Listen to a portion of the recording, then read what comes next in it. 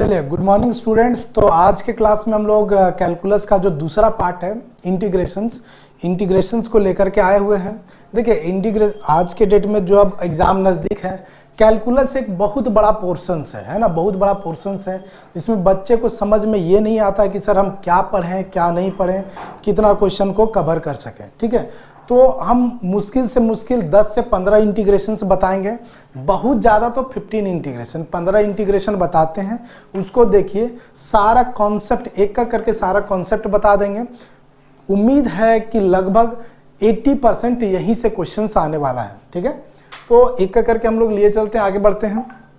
तो पहला क्वेश्चन क्या है, देखिए पहला क्वेश्चन हमने क्या ले रखा है, एकदम बेसिक से एकदम छोटा सा लेकर के हम लोग सारा पार्ट को टच करेंगे। क्या दिया हुआ है, dx under root 5 plus 3x और plus under root 4 plus 3x। तो जब भी रूट के फॉर्म में क्वेश्चन दिखे तो कंफ्यूज नहीं होना है, तुरंत इसको क्या करना है, रेशनलाइज करना है। क्या करेंगे, रेशनलाइज। तो आइए हम लोग सॉल्यूशन पे चलते हैं। तो सॉल्यूशन क्या कहता है, क्वेश्चन को रेशनलाइज मतलब जैसा है dx रहने दीजिए, हमारे पास क्या हो जाएगा, this is 5 plus 3x। Okay, rationalise that mean sign अभी यहाँ पे जो है उसको रहने दो, 4 प्लस 3x ये हो गया। अब रेशनलाइज रूट का चीज़ कभी नीचे रहता ही नहीं है, इसलिए इसको हमको रेशनलाइज करने का जरूरत पड़ता है। तो सेम चीज़ ऊपर नीचे लिखेंगे, सेम चीज़ दैट मीन्स क्या लिखेंगे, 5 प्लस 3x। ठीक है, लेकिन साइन अपोजिट हो जाता है, रेशनलाइज में क्या होता है, साइन अपोजिट हो जाता है। दिस इज 4 प्लस 3x और यहाँ पे नीचे में भी हम लोग यही चीज़ लिखेंगे। क्या लिखेंगे, देखिए under root 5 plus 3x minus under root 4 plus 3x।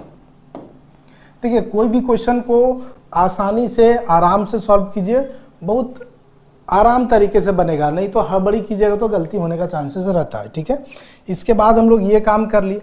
अब देखिए, ऊपर में तो कुछ है नहीं तो सेम वही चीज़ रह जाएगा, नीचे में कुछ दिख रहा हम लोग को, this is a plus B A minus B. A plus B A minus B क्या होता है, A square minus B square.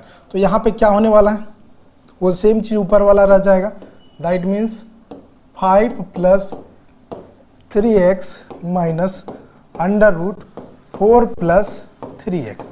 ये हो गया डिवाइडेड बाय ए स्क्वायर, मतलब इसका स्क्वायर करेंगे तो रूट खत्म हो जाएगा, दैट मीन्स हमारे पास बचेगा 5 प्लस 3x। क्लियर है, A square minus B square, B में हमारे पास कौन है, 4 प्लस 3x।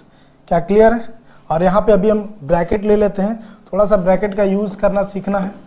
क्लियर है, अगला स्टेप में जब हम लोग जाएंगे तो क्या हो जाएगा, सेम ऊपर में जो चीज़ है वो लिखा जाएगा, 5 plus 3x minus under root 4 plus 3x। Clear है, और यहाँ पे हमारे पास क्या है, ये ब्रैकेट है, नीचे में अब हम लोग क्या करेंगे, ब्रैकेट को ओपन करेंगे, दैट मीन्स 5 प्लस 3x है माइनस 4 माइनस 3x है। तो 3x और 3x क्या हो जा रहा है, कैंसिल हो जा रहा है, 5 में 4 चला जाएगा तो हमारे पास क्या बचेगा, 1।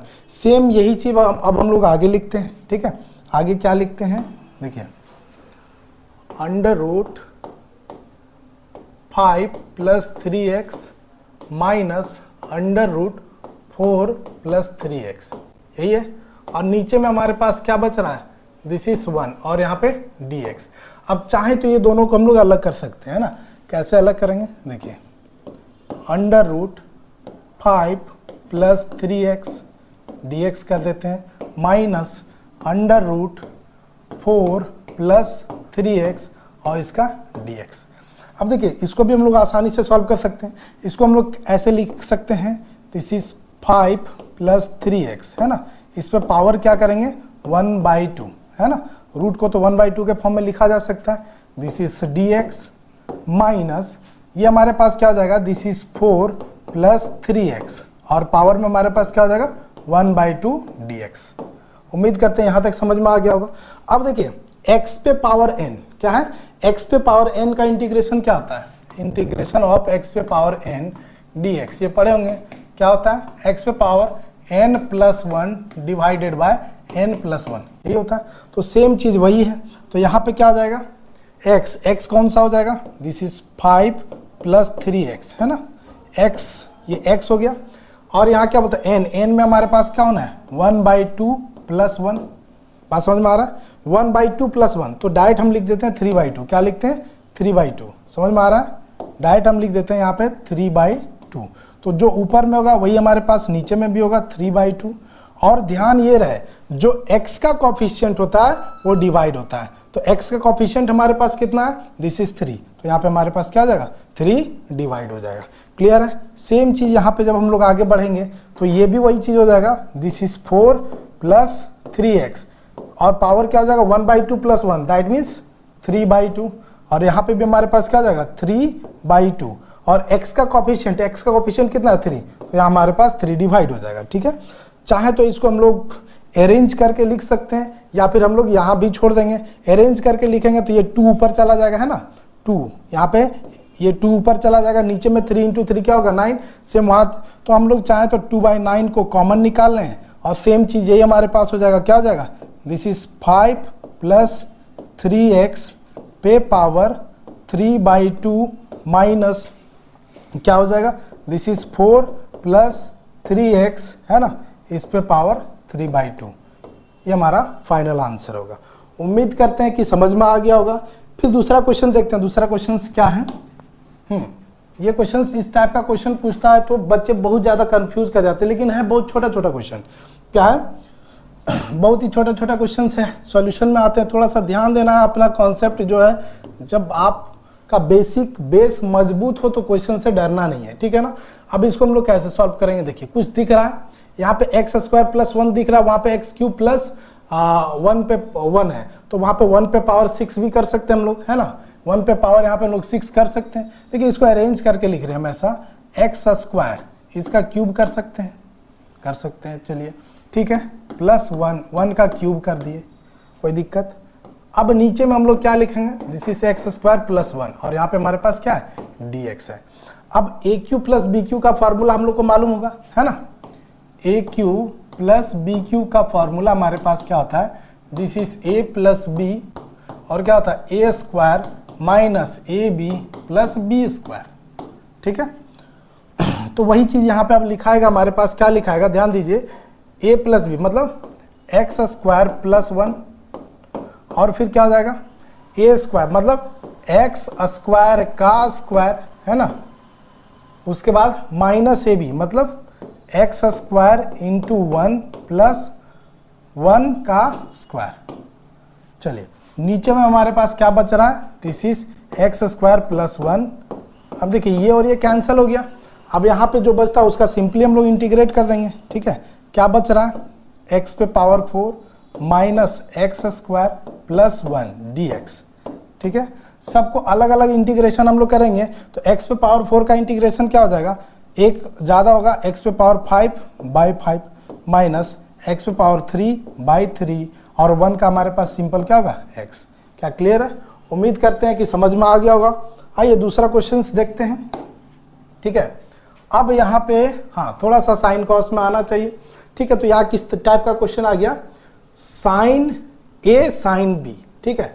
पहले इस चीज को समझिए, साइन A साइन B ऐसा क्वेश्चन है।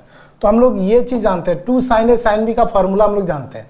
क्या होता है formula, this is cos A minus B minus cos A plus B, यही फॉर्मूला होता है, ठीक है। तो उसी का यूज करेंगे यहाँ पे हम लोग, ठीक है, उसी का यूज करेंगे। आते हैं हम लोग क्या सॉल्यूशन में। जब सॉल्यूशन में हम लोग आएंगे तो सिंपली हम लोग यहाँ पे इसको ऐसा लिख सकते हैं, 2/2 साइन 3x और साइन 5x यहाँ पे dx।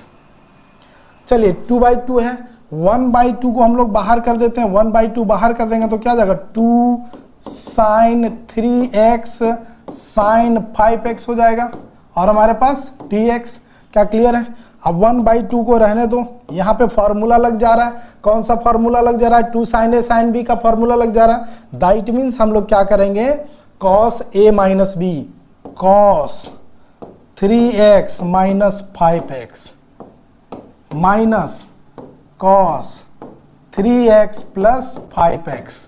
क्या क्लियर है, और पूरे में हमारे पास क्या है, dx, क्या है, dx है। उसके बाद अब क्या लिखेंगे, ये 1/2 है, 1/2 है। अब देखिए थोड़ा सा, अब यहाँ पे क्या हो जाएगा, cos -2x, ऐसा होगा ना, cos -2x। तो cos -2x को हम लोग डायरेक्ट लिख सकते हैं cos x, क्यों, क्योंकि हम लोग जानते हैं, क्या जानते हैं, cos -x का जो वैल्यू होता है वो cos x होता है ना। तो यहाँ पे डायरेक्ट वही चीज़ हम लिख देते हैं, है ना, डायरेक्ट क्या लिखते हैं, this is cos 2x, clear है। और यहाँ पे माइनस क्या हो जाएगा, cos 8x हो जाएगा, 8x और dx, ठीक है।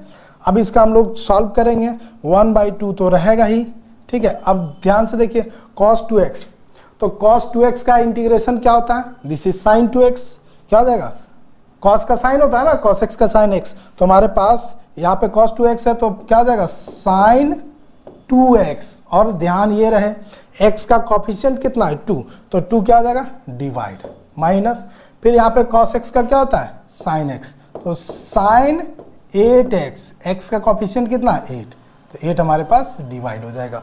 उम्मीद करते हैं कि एकदम बेसिक सा पार्ट था, बहुत इजी तरीके से हम लोग को समझ में आ गया। अब जो है अगला क्वेश्चंस हम अगले वीडियो में लेकर के आएंगे, 3-4 क्वेश्चंस, ये 3-4 क्वेश्चंस का हम स्लैब बांट के रखे हैं कि ये एक हमारा बेसिक है, थोड़ा सा इससे स्टैंडर्ड करेंगे, थोड़ा इससे स्टैंडर्ड करेंगे और इसी में सारा कॉन्सेप्ट को क्लियर कर देंगे। तो आज के लिए इतना ही, मिलते हैं नेक्स्ट वीडियो में।